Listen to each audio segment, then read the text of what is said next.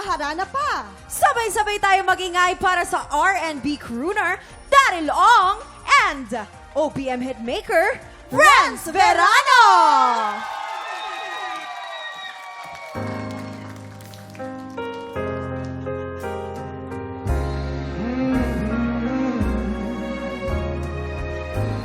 The first time I fell in love, I fall in love.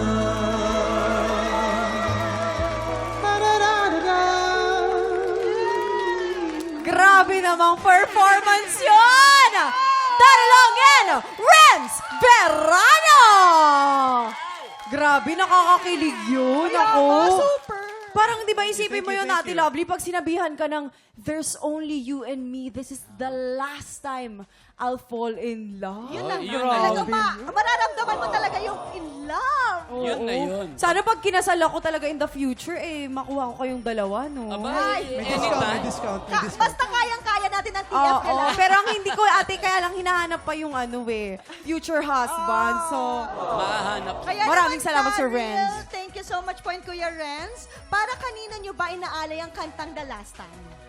Ako, ito yung ito yung song sa first dance namin nung wedding namin nung wife ko. So, para kay Dea, of course. Yeah. Ay, ako naman, syempre, huling-huli ng pagmamahal. Syempre, doon sa asawa ko. Ang babait natin. grabe yun. O, hindi mababait naman talaga itong mga inampala natin. Pero mamaya, syempre, makakasama pa rin natin sila, Daryl at Sir Renz, sa tanghalan ng kampyon. Pero bago po yan, chismisang may trivia muna tayo. Sang tanong sang sabog na sa pagbabalik ng TikTok Live!